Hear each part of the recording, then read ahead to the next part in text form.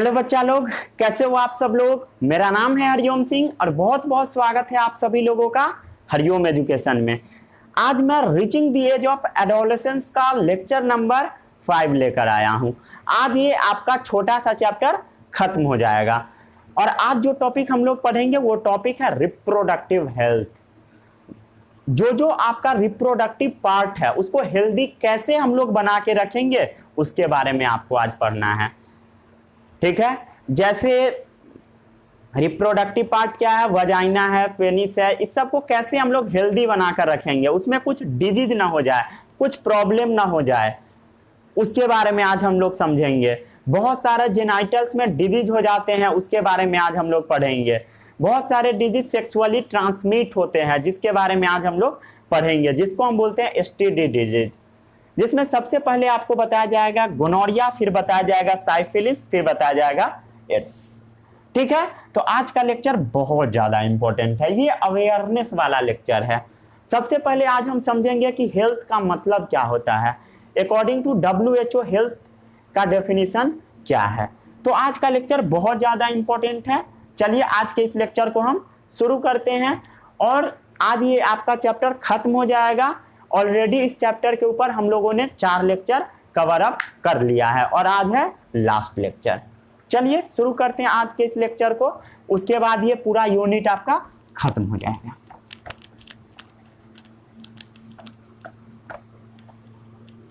सबसे पहले हम समझते हैं हेल्थ का मतलब क्या होता है।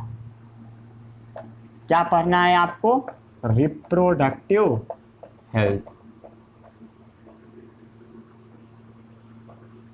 रिप्रोडक्टिव हेल्थ, सबसे पहले हम बात करते हैं हेल्थ का मतलब क्या होता है। कोई भी इंसान जो कंप्लीटली फिजिकल रूप से, फिजिकल मतलब ऐसा नहीं कि उसका हाथ टूट गया है, पैर टूट गया है देन वो हेल्दी है। फिजिकल मतलब कोई उसमें प्रॉब्लम नहीं होना चाहिए। मेंटल अगर किसी का दिमाग सही से वर्क नहीं करता है देन वो भी हेल्दी नहीं है। अगर आपका दिमाग सही से वर्क नहीं करता है देन आप हेल्दी नहीं है। अगर आप किसी भी आदमी के सामने बैठ जाते हैं, अगर झगड़ा लड़ाई तुरंत 2 मिनट में मचा देते हैं, इसका मतलब आप हेल्दी नहीं हैं। और है सोशल वेलबीइंग। अगर आप सामाजिक रूप से बीमार है, अगर आप घर से निकलते हैं रोड पर, अगर आपको सब गाली दे रहा है कि ये आदमी जा रहा है देन फिर भी आप बीमार है। अगर आप समाज में आपका इज्जत सही नहीं है, अगर आप सामाजिक रूप से बीमार है फिर भी आप हेल्दी नहीं हैं। कंप्लीट फिजिकल, मेंटल और सोशल वेलबीइंग, और डिजीज भी नहीं होना चाहिए, free from disease, free from disease. और आपके अंदर कोई बीमारी नहीं होना चाहिए, एंजाइटी नहीं होना चाहिए। एंजाइटी का मतलब होता है चिंता। जो मतलब नहीं पता वो लिखते चलिएगा, ठीक है। एंजाइटी मतलब बहुत चिंता में है, टेंशन में बैठे हुए हैं, खोए हुए हैं किसी की याद में, देन आप हेल्दी आदमी नहीं हैं, ठीक है। किसी के याद में खोना भी नहीं है। इस सब को मेंटेन करने के लिए आपको जरूरत पड़ता है बैलेंस डाइट का। क्या चीज का जरूरत पड़ता है, बैलेंस डाइट का। मतलब पूरा अच्छा खाना आपको मिलना चाहिए, ठीक है। आपको पर्सनल हाइजीन के ऊपर ध्यान देना होगा, पर्सनल हाइजीन, ठीक है। जैसे हर रोज नहाना होगा। नहाते हो, कितना दिन हो गया नहाए, 2 दिन 4 दिन 5 दिन, मेरा तो आई थिंक हो गया है कितना, 1 2 3 4 दिन हो गया है सही बता रहा हूँ, झूठ नहीं बोल रहा हूँ, ठीक है। तो पर्सनल हाइजीन पर भी ध्यान देना है और आपको फिजिकल एक्सरसाइज भी करना है, फिजिकल एक्सरसाइज, और आपको एक्सरसाइज भी करना है। बताइए कितना दिन आपको नहाया हुआ हो गया है, ठीक है। इस सब पर आपको थोड़ा विशेष ध्यान देना है। ये सब बहुत ज्यादा एसेंशियल होता है, मोर एसेंशियल, बहुत ज्यादा एसेंशियल है। ये बहुत ज्यादा जरूरत होता है करना। कब, एडोलेसेंस पीरियड में, एडोलेसेंस पीरियड में, ठीक है। अगर आपको इसमें कुछ प्रॉब्लम आ गया, अगर इस टाइम में एडोलेसेंस टाइम में अगर आपको कुछ डिजीज हो जाता है, देन आपका ग्रोथ भी रुक सकता है, रिटार्डेड ग्रोथ। ठीक है, इसको छाप लीजिए, छाप लिए। सबसे पहले हम बात करते हैं बैलेंस डाइट के बारे में, न्यूट्रिशन के बारे में।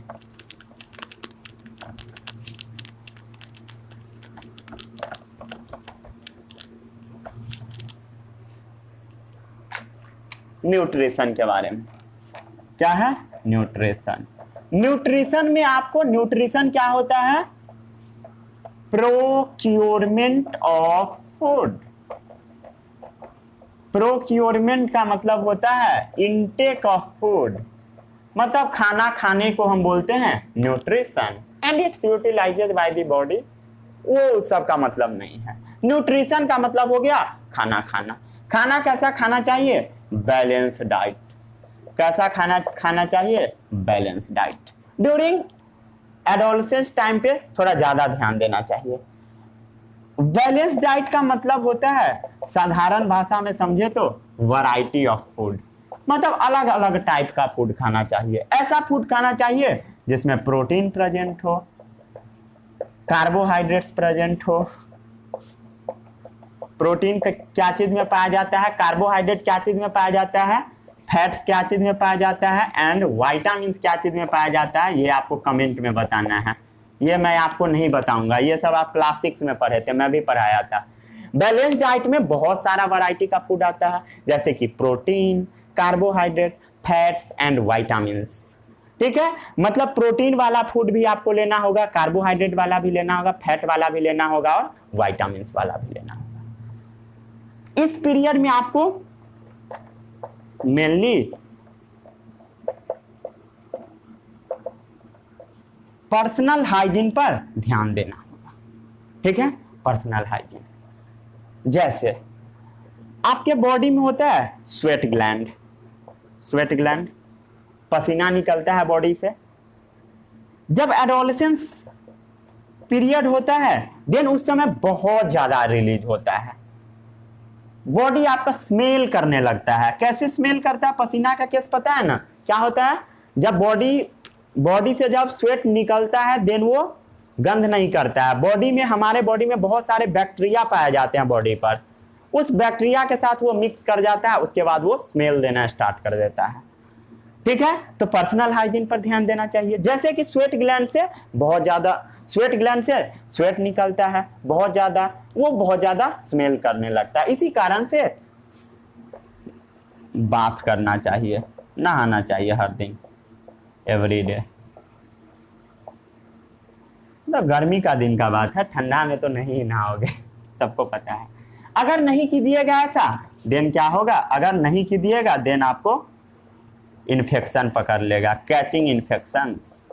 आपको क्या हो जाएगा? इन्फेक्शन हो जाएगा, और बहुत सारा दर्दिना, दाद खुजली सब हो जाएगा। जब गर्ल्स के केस में मेंस्ट्रुअल फ्लो होता है, इस टाइम विशेष ध्यान देना चाहिए। ठीक है, मतलब इस टाइम स्पेशल केयर का जरूरत होता है, स्पेशल केयर, स्पेशल केयर। अगर स्पेशल केयर नहीं हुआ, देन हो जाएगा अदरवाइज RTI। क्या हो जाएगा? Otherwise RTI। क्या हो जाएगा? RTI। RTI क्या होता है? Reproductive tract infections. आपके रिप्रोडक्टिव ट्रैक्ट में इन्फेक्शन लग जाएगा। ठीक है, इसको छाप लीजिए। ड्यूरिंग प्यूबर्टी पर्सनल हाइजीन पर विशेष ध्यान देना चाहिए, हमेशा देना चाहिए, क्योंकि स्वेट ग्लैंड से बहुत ज्यादा स्वेट होता है, बहुत ज्यादा स्मेल देने लगेगा। इसी कारण से हर दिन नहाना चाहिए, नहीं तो देर से गंध आएगा, लोग आपको बैठने नहीं देगा बगल में, 2 लात देकर भगा देगा। अगर नहीं नहाइएगा, देन आपके ऊपर इन्फेक्शन पकड़ लेगा और इचिंग वगैरह होते रहेगा। कहीं पर बैठे रहिएगा, खुजली होगा, अंदर जेब के अंदर हाथ डालकर ऐसा कंडीशन ना हो जाए, इसलिए बच के रहिएगा। मेंस्ट्रुअल फ्लो के समय गर्ल्स के केस में स्पेशल केयर का जरूरत होता है, नहीं तो RTI हो जाता है, रिप्रोडक्टिव ट्रैक्ट इन्फेक्शन। कौन कौन से इन्फेक्शन होते हैं सबके बारे में आज हम लोग पढ़ेंगे। और आदमी लोगों को फिजिकल एक्सरसाइज भी करना चाहिए अच्छे से, ठीक है, नोट कर लीजिए।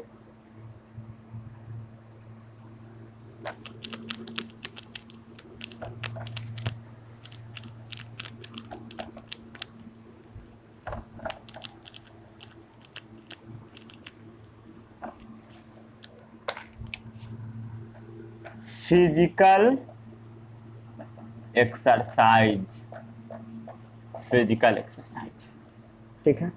जैसे टहलना चाहिए, नहीं कुछ कर सकते हैं एक्सरसाइज में तो कम से कम टहल भी लीजिए, फिट और हेल्दी रहिएगा, एक्सरसाइज करके फिट रहिएगा और हेल्दी रहिएगा। और बहुत ज़्यादा तो हम आपको एक्सरसाइज नहीं बताएंगे, ठीक है। और हाँ, जो सबसे इंपॉर्टेंट आता है वो से नो टू ड्रग्स, से नो टू ड्रग्स, से नो टू ड्रग्स। एक बात काफी ध्यान से सुनिएगा, अभी जिस एज में आप है, किस क्लास में हो आप? क्लास 8th में होगे। कितनी आपकी एज होगी? कितना होगा एज? 14 के करीब, 14-15 रहता है जनरली। 15 मान लीजिए आपका एज है। जो आपका भी एज है, इस एज में ना बच्चा सब ड्रग्स का एडिक्ट हो जाता है। क्या होगा, जैसे आप अपने फ्रेंड सर्कल में रहोगे, फ्रेंड सर्कल में तो जनरली आपका होगा नहीं कोई गजेरी भंगेरी सब, तो क्या होगा ना कि आप जब अपने बड़े लोग के साथ जाइएगा, जब भैया, ये सब भैया वगैरह है, या गर्ल्स के केस में भी होता है, बहुत सारे गर्ल्स भी करती है, ड्रग्स लेती है, चढ़ा भी लेती है, तो ठीक है, दोनों के लिए इंफॉर्मेशन है, बॉयज और गर्ल्स दोनों के लिए। क्या होता है कि जैसे बॉयज का बहुत सारा ग्रुप है, आपके भैया सब बैठे हुए हैं, उसमें आप चले जाइएगा तो वो भैया आपको थोड़ा बोलेंगे, लो थोड़ा ट्राई कर लो। देन आप क्या कीजिएगा, सोचिएगा क्या ट्राई करे, ठीक है, नहीं कीजिएगा ट्राई, बट फिर से वो आपको बोलेंगे थोड़ा ट्राई कर लो, फिर आप सोचिएगा ना नहीं करेंगे, गंदा चीज है। आपके मन में ऐसा पहले से भरा जाता है जो वो सब गंदा चीज है, आप भी बोलिएगा गंदा चीज है। फिर 3rd टाइम बोलेंगे, 4th टाइम बोलेंगे, उसके बाद बोलेंगे तुम मर्द नहीं है क्या, उसके बाद बोलेंगे ले थोड़ा सा ले लेना, थोड़ा सा बस ट्राई कर लो। और एक बार अगर आप ट्राई कर लिए, देन आप उसको चाहेंगे कि हम बार बार ट्राई करें। एक बार अगर आप ले लिए, देन आपका ऐसा इच्छा होगा कि हम बार बार अल्कोहल ले, ठीक है, ड्रग्स ले, जैसे हेरोइन, कोकीन, ये सब का एडिक्शन हो जाता है। ड्रग्स, शराब पीने लगता है। जो बच्चा सब होता है क्लास 8 से ही स्टार्ट कर देता है, 8th में, 9th में, 10th में तो एक्सट्रीम लेवल पे चला जाता है बच्चा सब। और उसका जिम्मेदार सिर्फ होता है, जिम्मेदार कौन होता है, जैसे आपके भैया लोग, जैसे जिस एज का मैं हूं, इस एज का लोग सब जनरली ऐसा काम करते हैं।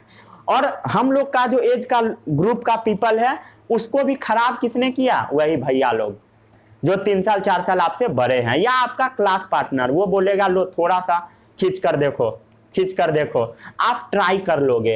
एक बार जहां ट्राई किए वहां बर्बाद हो जाओगे। इसीलिए ये चैप्टर डाला गया है इस बुक में, ठीक है, और ये टॉपिक भी डाला गया, से नो टू ड्रग्स।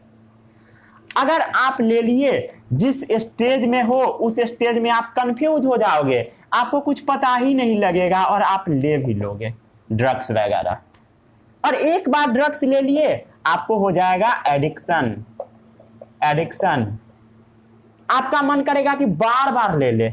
एक बार अगर आप ले लिए, वंस टेकन, देन आपको हो जाएगा एडिक्शन, लत लग जाएगा, टेंडेंसी हो जाएगा, आपका इच्छा करेगा कि हम बार बार लें, ठीक है। To take them again and again, क्या होगा, to take them again and again, आपका इच्छा होगा बार बार ड्रग्स ले, जो कि बहुत ज्यादा खतरनाक है, ठीक है। ये क्या होगा, जब आप जिस एज में है उस एज में आपको लगेगा कि मैं बहुत, क्या बताऊं, बहुत कूल हूं, कूल, बट रियल में आप फुल बन रहे हैं। फुल मतलब मूर्ख, FOOL। तो ये सब नहीं करना चाहिए। ये आपके लॉन्ग रन में अफेक्ट करेगा। जब आप बड़े हो जाएंगे हर जगह आप पिछड़ते चले जाएंगे। आपके 10th का रिजल्ट अच्छा नहीं आएगा, 12th का रिजल्ट अच्छा नहीं आएगा। बहुत सारा ऐसा बच्चा होता है 10th में 12th में जो बर्बाद हो जाता है ड्रग्स के फेर में, बहुत सारा बच्चा। इसलिए ये टॉपिक डाला गया है। ये आपके लंबे रेस में अफेक्ट डालेगा, लंबे समय बाद। ये आपका पूरा खुशियां छीन लेगा भाई, आपका पूरा हेल्थ भी छीन लेगा। आप स्वस्थ कभी नहीं रह पाइएगा।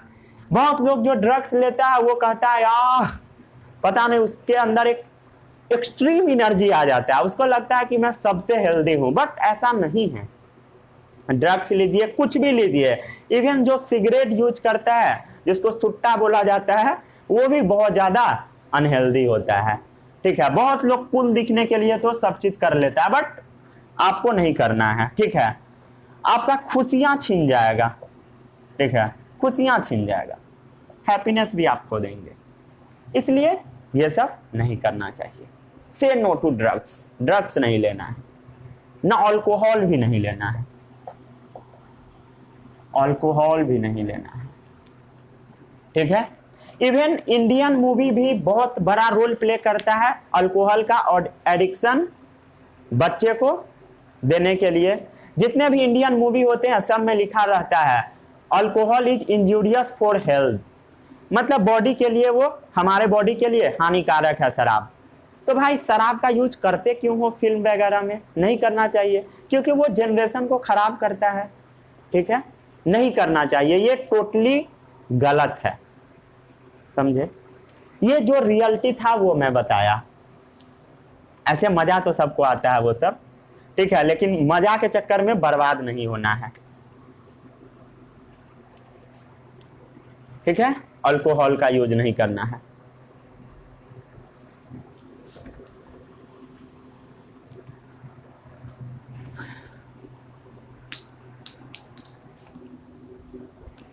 ठीक है, इसको छाप लिए।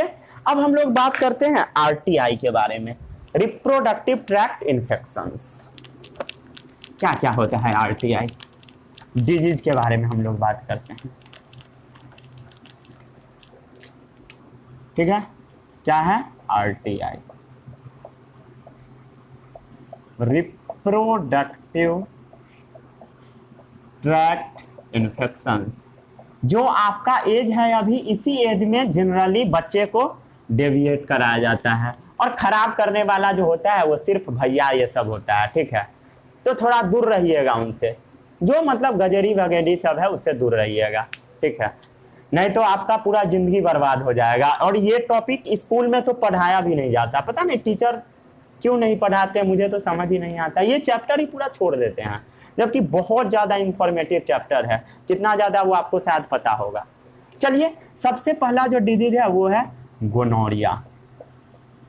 गोनोरिया, गोनोरिया ये बैक्टीरिया से फैलने वाला डिजीज है। बैक्टीरिया, जिस बैक्टीरिया से फैलता है उस बैक्टीरिया का नाम है नेइसेरिया गोनोरिया।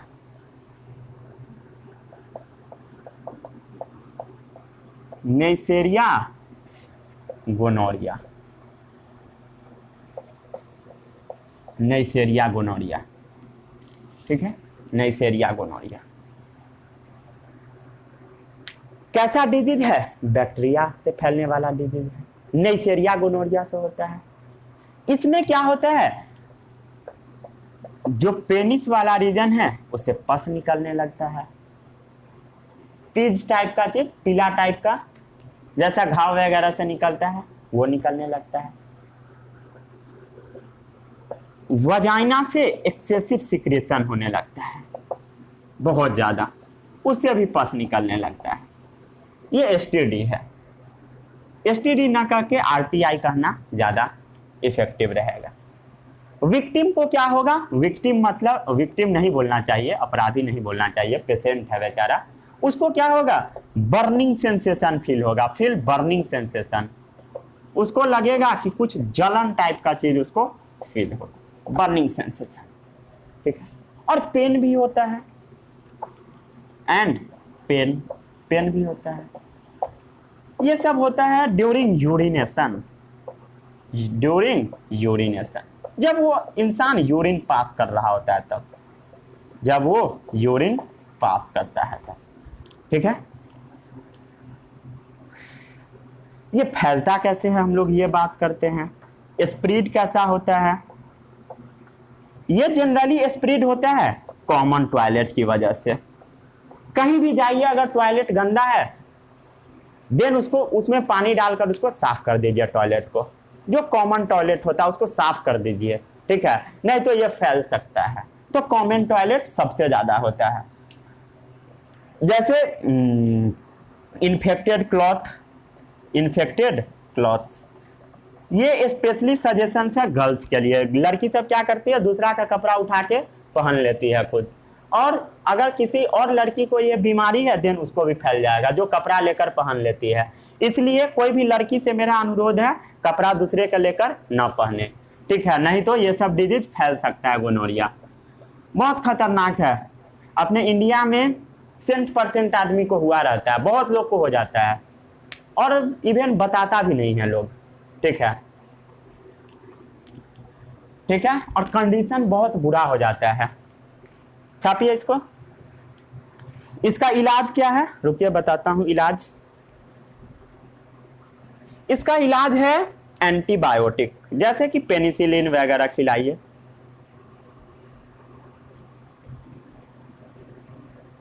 तब तक मैं अपने मार्कर को खाना पीना दे दिया।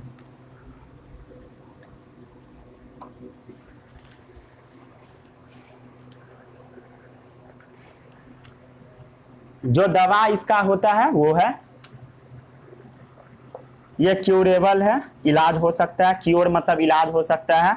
दवा आप कर सकते हैं एंटीबायोटिक्स देकर, एंटीबायोटिक्स देकर, जैसे कि पेनिसिलिन वगैरह दे दीजिए। पेनिसिलिन पेनिसिलिन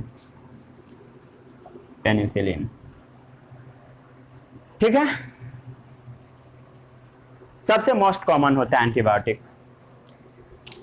ठीक है, इसको छाप लीजिए। नेइसेरिया गोनोरिया से होता है। कभी भी जब आप साइंटिफिक नेम लिखिएगा देन उसके नाम के नीचे एक ऐसे लगा दिया जाता है लाइन, साइंटिफिक नेम जब लिखते हैं। ठीक है, कहीं भी लिखिएगा देन साइंटिफिक नेम के नीचे एक अंडरलाइन कर दीजिएगा। ठीक है, अब हम लोग बात करते हैं सेकेंड डिजीज जो है साइफिलिस। यह भी है RTI disease.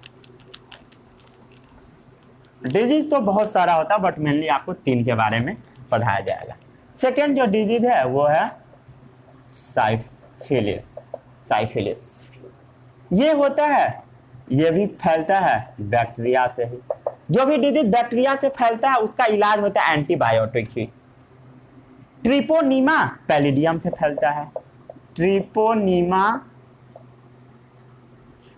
Palladium, scientific name then नीचे हेडिंग लगा दीजिए, मतलब एक लाइन खींच दीजिए।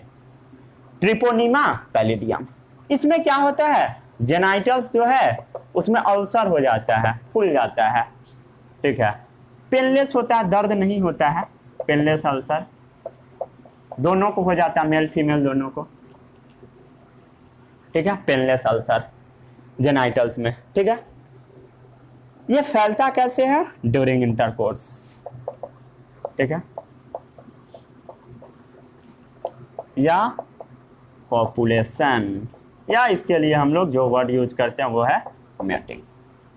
ठीक है, किसी को कोई समस्या, कोई समस्या नहीं, फैल जाता है। इलाज क्या है, क्योर क्या चीज से आप कर सकते हैं, ये क्यूरेबल डिजीज है, इलाज हो सकता है, खिलाइए एंटीबायोटिक्स। बैक्टीरिया से जो फैलता है उसमें एंटीबायोटिक दिया जाता है, जैसे पेनिसिलिन वगैरह। ठीक है, ये सब ठीक हो जाता है, बहुत बड़ा चीज नहीं है। छापिए इसको।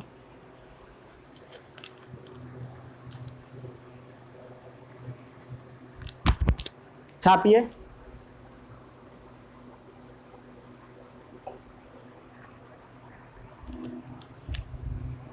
हो गया साइफिलिस के बारे में। अब आता है एड्स, HIV। ये बहुत ज्यादा खतरनाक बीमारी होता है, बहुत ज्यादा खतरनाक।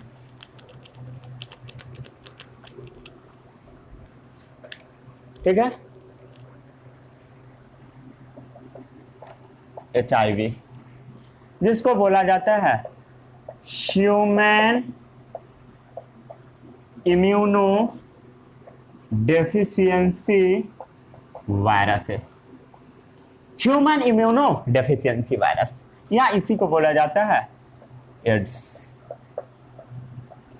Acquired immunodeficiency syndrome. ठीक है, एक्वायर्ड इम्यूनो डिफिशियंसी सिंड्रोम। ये फैलता है वायरस से। होता क्या चीज है? वायरस से।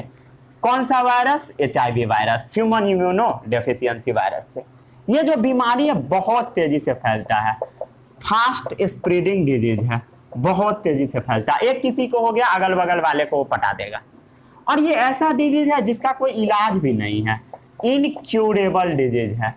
इनक्यूरेबल का मतलब होता है जिसका इलाज ना हो, क्यूरेबल का मतलब होता है जिसका इलाज हो। इनक्यूरेबल डिजीज है जिसका इलाज है ही नहीं। इसमें होता क्या है? Weakens the body immune system, वो हमारे बॉडी के इम्यून सिस्टम को कमजोर बना देता है, हमारे इम्यून सिस्टम को कमजोर बना देता है एड्स। ठीक है, HIV क्या करता है? लिम्फोसाइट के ऊपर अटैक कर देता है। ये जो HIV होता है वो अटैक कर देता है लिम्फोसाइट के ऊपर। लिम्फोसाइट, लिम्फोसाइट क्या होता है पढ़े हो ब्लड वगैरह के बारे में अच्छे से। लिम्फोसाइट अगर मर जाएगा, लिम्फोसाइट अगर आपके बॉडी में नहीं रहेगा, देन आपका बॉडी इन्फेक्शन से फाइट नहीं कर पाएगा, मतलब आपका इम्यून सिस्टम कमजोर हो जाएगा। जब HIV वायरस अटैक कर देगा लिम्फोसाइट के ऊपर, देन आपका बॉडी का इम्यून सिस्टम वीक हो जाएगा। Weakens the body immune system, क्या हो जाएगा? Weakens the body immune system. आपके बॉडी का जो इम्यून सिस्टम है वो हो जाएगा कमजोर, मतलब आपका बॉडी किसी भी डिजीज से फाइट नहीं कर पाएगा, किसी भी बीमारी से। कोई भी डिजीज आपको हो जाएगा तुरंत। क्या क्या लक्षण आता है एड्स का, हम लोग वो देखते हैं। नोट कर लिए थे? नहीं किए थे तो जाकर पीछे नोट कर लीजिए। ठीक है, सिम्टम्स, लक्षण, क्या क्या लक्षण होता है। सबसे पहला सिम्टम्स है वो आपके ब्रेन को डैमेज कर देगा, डैमेज टू ब्रेन, वो आपके दिमाग को डैमेज कर देगा। आपको भूख लगना बंद हो जाएगा, loss of appetite, loss of appetite. ठीक है, आपको भूख ही लगना बंद कर जाएगा, लॉस ऑफ एपेटाइट। आपको भूख लगना बंद हो जाएगा, आपका पेट खराब हो जाएगा, पेट खराब हो जाएगा, डायरिया जैसा कंडीशन हो जाएगा। आपको रात में पसीना आने लगेगा, रात में सोए हुए में पसीना आने लगेगा, रात में पसीना आने लगेगा जब एड्स हो जाएगा तब। आपको बहुत ज्यादा कमजोरी हो जाएगा, सीवियर वीकनेस हो जाएगा, पूरा बॉडी आपका कमजोर हो जाएगा। आपको फीवर होने लगेगा, लगेगा कि आपको कोई आपके बॉडी में वजन ही नहीं है, लॉस ऑफ वेट, आपके पूरे बॉडी का वजन खत्म हो जाएगा। आपको बार बार कफ होने लगेगा, कफ होने लगेगा, आप सही से सांस नहीं ले पाइएगा, shortness of breath, shortness of breath. ठीक है, तो यही सारा सिम्टम्स है एड्स का। क्या क्या होगा? ब्रेन आपका डैमेज हो जाएगा, डैमेज टू ब्रेन, ब्रेन को डैमेज कर देगा, भूख लगना बंद हो जाएगा, लॉस ऑफ एपेटाइट, डायरिया हो जाएगा, पेट डायरेक्ट रहेगा, नाइट स्वेट, रात में आपको पसीना आएगा 12 बजे रात में, सीवियर वीकनेस, बहुत ज्यादा कमजोरी हो जाएगा, फीवर हो जाएगा, बुखार लग जाएगा, लॉस ऑफ वेट, आपका वजन खत्म हो जाएगा, लगेगा कि बॉडी में वजन ही नहीं है, कफ हो जाएगा, बलगम वगैरह आने लगेगा, शॉर्टनेस ऑफ ब्रीथ, आप सही से सांस नहीं ले पाइएगा। ठीक है, अब आता है, अब बात हम लोग करते हैं कि ये डिजीज फैलता कैसे है।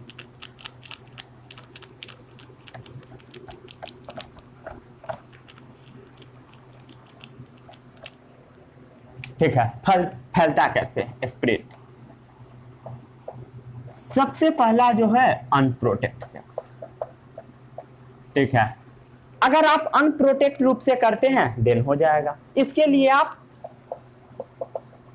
कंडोम्स वगैरह यूज कर सकते हैं। ठीक है, सेकेंड जो लक्षण है वो है यूज कॉन्टेमिनेटेड नीडल।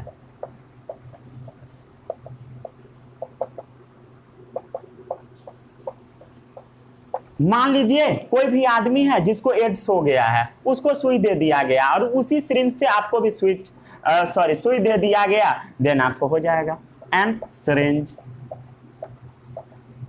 ठीक है, किसी को कोई समस्या नहीं। Use contaminated needle and syringe. ठीक है, इंजेक्ट किसी भी कारण से हो, जैसे इंजेक्ट करना है, ड्रग्स देना हो, दवा देना हो, इवन वैक्सीन देना हो, जैसे अभी कोविड का वैक्सीन सबको लगने वाला है कुछ दिन में, वैक्सीन लगेगा, देन वैक्सीन लगने के दौरान ऐसा हो जाएगा। अगर किसी को एक ही सुई से सबको वैक्सीन दिया जाएगा, एक ही सिरिंज से, देन हो जाएगा। ठीक है, तीसरा लक्षण कॉन्टेमिनेटेड रेजर।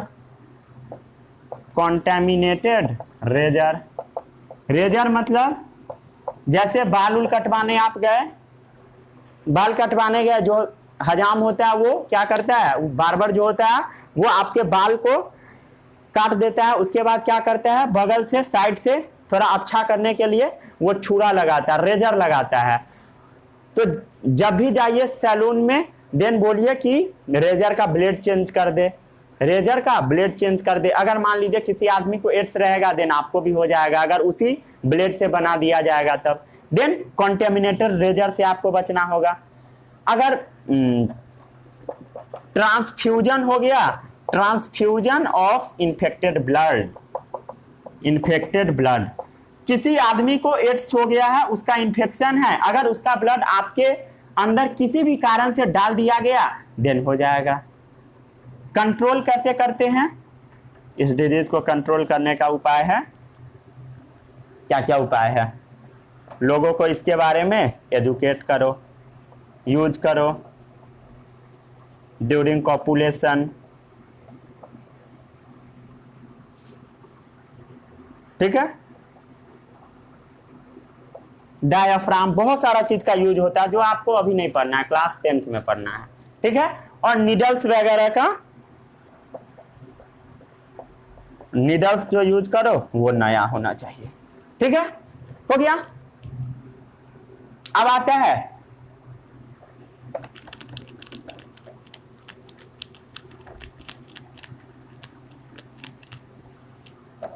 नेक्स्ट टॉपिक, वो टॉपिक है एडोलोसेंस प्रेगनेंसी।